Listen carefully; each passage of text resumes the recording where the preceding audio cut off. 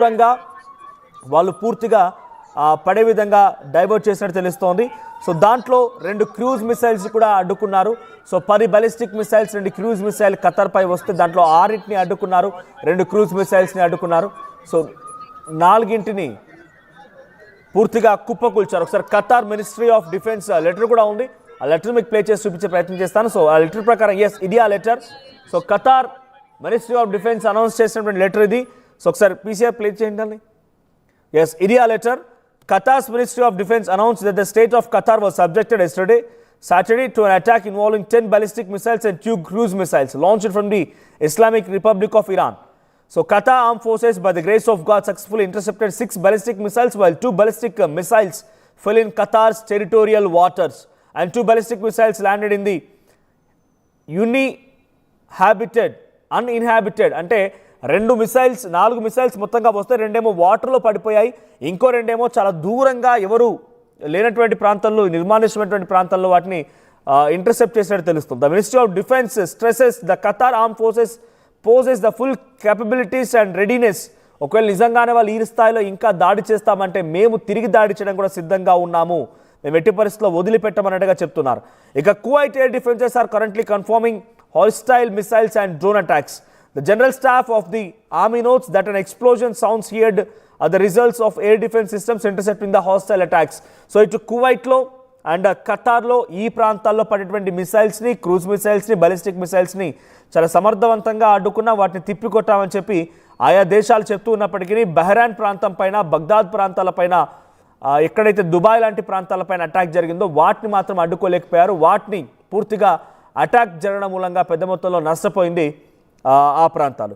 So ఇంకా attacks జరుగుతూనే ఉన్నాయి, గంటల వ్యవధిలో అటాక్స్ కొనసాగుతూనే ఉన్నాయి. So Trump on Operation Epic Fury, we're winning the war by lot, we have decimated their whole evil empire, it will continue, I'm sure for it will why, but I'm very proud of the people, the parents were so proud. So ఆయన చెప్తున్నటువంటి మాటలు ఏంటంటే operation Epic fury అంటే ఇరాన్పై దాడి చేయడాన్ని operation epic ఫ్యూరీగా నామకరణం చేశారు. So epic fury అనేటువంటి ఈ ఆపరేషన్ డెఫినెట్గా కొనసాగుతుంది. మేము ఈ వార్లో గెలుస్తూ ఉన్నాము, మాకు డెఫినెట్గా ఆ చెడు పైన మంచి గెలుస్తాను చందంగా అక్కడ చెడు ఎంపైర్ని కూల్చడానికి మేము సిద్ధంగా ఉన్నాము, ఇట్ విల్ కంటిన్యూ అని చెప్తున్నారు ఆయన. సో ఇది కంటిన్యూ అవుతోంది అని అంటున్నారు. So I'm sure for little while, కొంతవరకు ఇది కంటిన్యూ అవుతుంది ఇంకా వార్ అనేది.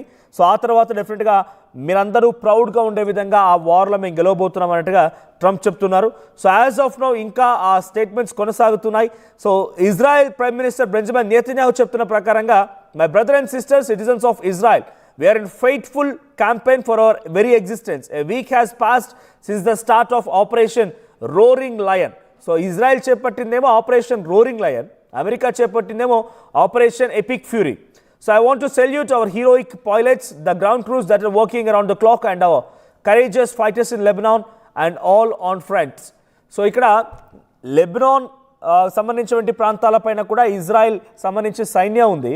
సో ఇజ్రాయెల్ సైన్యం అక్కడ కూడా పోరాడుతోంది, ఇరాన్పై పోరాడుతోంది. ఈ దేశాలపైన పోరాడడాన్ని పెద్ద మొత్తంలో నేను సంతోషాన్ని వ్యక్తం చేస్తున్నాను. అందరికీ నా ప్రగాఢమైనటువంటి సానుభూతి అని చెప్తూనే, అంటే మరణించిన వారి కుటుంబాలకు సంబంధించిన సానుభూతి అని వ్యక్తం చేస్తూనే, మనం ఈ యుద్ధంలో గెలుస్తున్నా గుర్తుపెట్టుకోండి, మీ అందరి ధైర్యమే నాకు మరింత ఉత్సాహాన్ని ఇస్తున్నట్టుగా ఇజ్రాయెల్ ప్రధాని నెతన్యాహు ఒక పోస్ట్ చేయడం చూస్తున్నాం.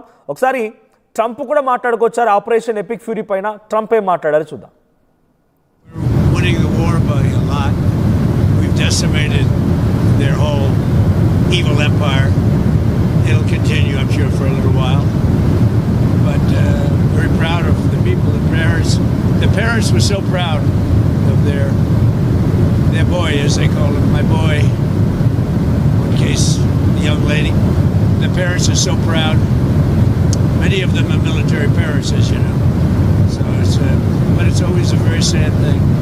The war itself is going unbelievably. It's as good as it can be. We're winning the war by a lot.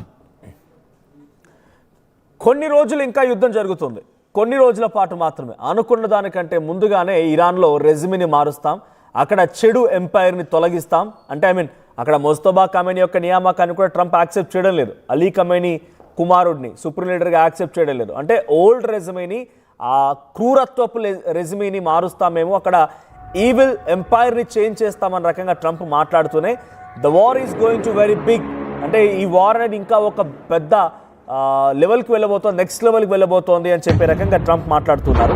So Trump మాట్లాడే మాటలు చూస్తూ ఉంటే ఎలాగైనా సరే ఇరాన్లో రెజ్మీని మార్చాలనే తన లక్ష్యం మాత్రం కనబడుతూనే, ఇంకోవైపుగా ఎంతటి వరకైనా వెళ్తాం, ఆ రెజ్మీని చేంజ్ చేయడం కోసం ఎంతవరకైనా వెళ్తాం, ఇరాన్ మాపై దాడి చేయొచ్చు, ఇరాన్ మా స్థావరాల్ని కుప్పగూల్చవచ్చు, ఇరాన్ మా దగ్గర ఉన్నటువంటి సైన్యాన్ని హతమార్చవచ్చు, ఆ గల్ఫ్ దేశాల దగ్గర ఉన్నటువంటి అమెరికా ఆస్తులని ధ్వంసం చేయొచ్చు, కానీ మేము మాత్రం ఎట్టి పరిస్థితుల్లో ఆ యుద్ధాన్ని నుంచి వెనక్కి తగ్గము, ఎలాగైనా సరే యుద్ధంలో కొనసాగిస్తామన్న రకంగానే ట్రంప్ మాట్లాడుకోవడం చాలా క్లియర్ కనబడుతోంది.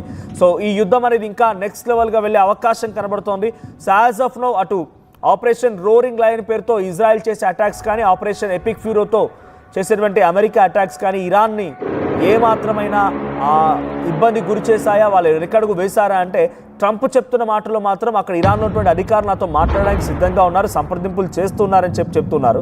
కానీ ఇరాన్ మాత్రం ఏమాత్రం వెనక్కి తగ్గడం లేదు, అటాక్స్ చేస్తూనే ఉంది.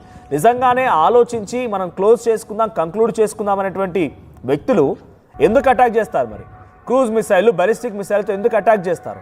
సో ఇక్కడ ఇరాన్ అటాక్ చేస్తోంది డ్రోన్లతో, క్రూజ్ మిసైళ్లతో, బలిస్టిక్ మిసైళ్లతో అన్నప్పుడే యుద్ధాన్ని ముగించేటువంటి అవకాశం కానీ, యుద్ధాన్ని ముగించాల్సిన అవసరం కానీ ఇరాన్కి కనిపించట్లేదు.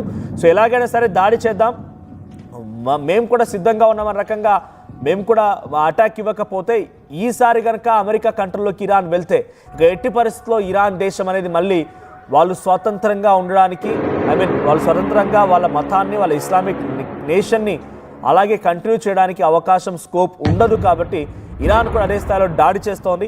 ఇరాన్ దాడిలో ఇప్పటివరకు అటు అమెరికా కూడా చాలా తీవ్రంగా నష్టపోయింది. సో అమెరికా కూడా ఫైనాన్షియల్ లాస్ వచ్చింది, అమెరికాకి వెపన్స్ కొరత కూడా ఏర్పడింది. ఇంటర్సెప్టార్స్ అండ్ రాడార్కి సంబంధించినటువంటి థాడ్ అండ్ ప్యాట్రియాట్ PSC-3 కూడా పూర్తిగా ధ్వంసమైపోయాయి. సో అందుకే గల్ఫ్ దేశాలపైన ఈ స్థాయిలో ఇరాన్ దాడి చేయాల్సి వస్తోంది. సో డ్రామాటిక్ ఫుటేజ్ అంటే ఎక్కడికక్కడ Iran IRGC base and police station have been flatten due to Israel చేసినటువంటి దాడిలో ఇరాన్ కూడా తీవ్రంగా నష్టపోతోంది, చాలా పెద్ద మొత్తంలో భారీ నష్టాన్ని చవిచూస్తోంది. అదేవిధంగా ఇరాన్ చేసే అటాక్స్తో ఇజ్రాయెల్ అండ్ అమెరికా కూడా అదే స్థాయి నష్టపోతూ ఉన్నాయి. ఈ అటాక్స్ ఇంకా తీవ్రతరమయ్యే అవకాశం ఉంది, గల్ఫ్ దేశాలపై ఇంకా అటాక్స్ కొనసాగుతున్నాయి. నేను ఈ వార్త చెప్పే సమయానికల్లా మీరు కావాలంటే 1-2 సార్లు ఇంటర్నేషనల్ మీడియా కథనాలు కానీ, దుబాయ్లో ఉన్నటువంటి అక్కడ మీడియా కథనాలు కానీ చెక్ చేయండి. దుబాయ్లో మరీనా టవర్స్ పైన అటాక్ జరిగింది, సౌదీలో పలు ప్రాంతాలపైన దాడులు జరిగాయి, ఖతార్, కువైట్ పైన దాడులు జరిగాయి, బహ్రెయిన్ లాంటి ప్రాంతాల్లో US వార్ వెపన్స్ ఉన్నటువంటి వేర్ హౌసెస్పై అటాక్ జరిగాయి. ఈ వార్తని 1-2 సార్లు ధృవీకరించుకున్న తర్వాతే RTV మీకు అందించే ప్రయత్నం చేస్తోంది. సో ఎవరైనా తెలుగు వారు అక్కడ ఉంటే ప్లీజ్ బీ కేర్ఫుల్. ఇప్పటికే ఇండియన్ ఎంబసీ అన్ని రకాల ఏర్పాట్లు చేసింది వారు తిరిగి తీసుకోవడం కోసం. దుబాయ్, సౌదీ లాంటి ప్రాంతాలు ఎక్కువగా తెలుగు వాళ్ళు ఉండే అవకాశం ఉంది కాబట్టి తగు జాగ్రత్తలు తీసుకోమని కూడా RTV సూచించే ప్రయత్నం చేస్తోంది. మరోవైపు ఇరాన్ దాడులు ఇంకా తీవ్రతరం చేసే అవకాశం ఉంది. అమెరికా మరో నెక్స్ట్ లెవెల్ వెళ్తోంది అని చెప్పేటువంటి మాటని ట్రంప్ చెప్పుకొచ్చారు కాబట్టి ఇంకా రానున్న రోజుల్లో యుద్ధం ఏ స్థాయిలో వెళ్తుందో అనేది ఆందోళన గురి చేస్తోంది.